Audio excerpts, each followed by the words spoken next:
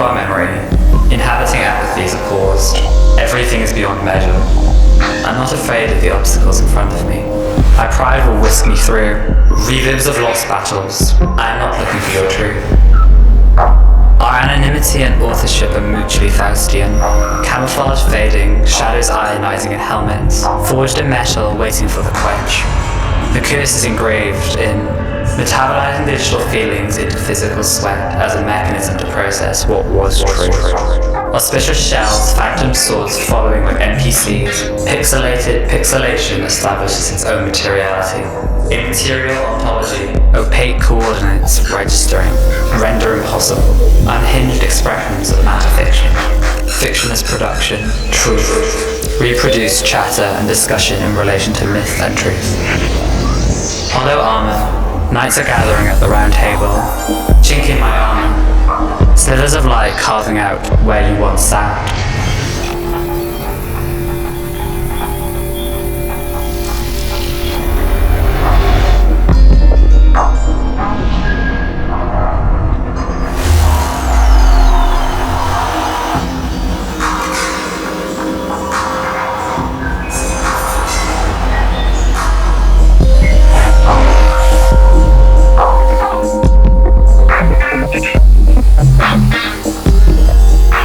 Tearing through each other, splitting into streaks of pink. Apathenia is defined as the perception of patterns within a random data. Object, subject, dualism, ionizing. To wither, specular smooth to rust, metal texture animation.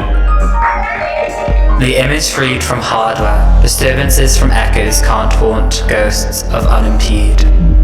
It tells of no beginning, nor end, nor half-life. Sign-up images of dead past lives that we adorn in armor. Compendium ionizing, eroding. Obfuscation is misty, hazy. Opacity is a limited dialect that speculates. Does the armor need a soul to ruminate on physical presence which may never solidify? Is revenge a pure response? Do our lost possessions mourn us?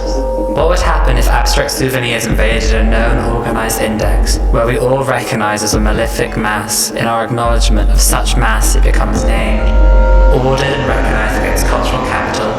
The souvenir economy has transformed matter, absorbing metallic history through dents in armor that now sits in preserved cases with small placards describing around a narrative of what was. Because we are here, everything is so beyond measure. A non-unshakable paradox of singularities ricocheting off multitudes, but all dissolving into immeasurable unity. Haptic experience mediates encounters with material spaces, usually through optical lenses and tactility. They give us tangibility to traverse our knight's tale. Hapticity plays with the relationship between emotion and motion, so when we start discussing the visual substrate of screens, we gleam ourselves and others back. Glossy 4K HDRIs, chiaroscuro painted out. 4K resolution isn't real, it is an interface. The more high-res an image is, the less real it becomes. A Knight's Tale for me is placed between these dichotomous matrices, interwoven by convention of truth. Adornment is insular and paradoxical.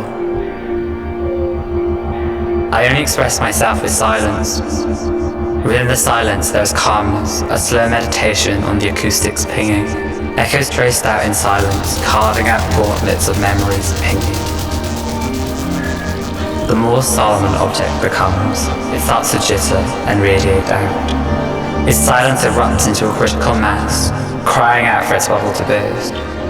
But once its bubble is burst, it is left with a silent residual trace, but that silence occupies a space as a residue.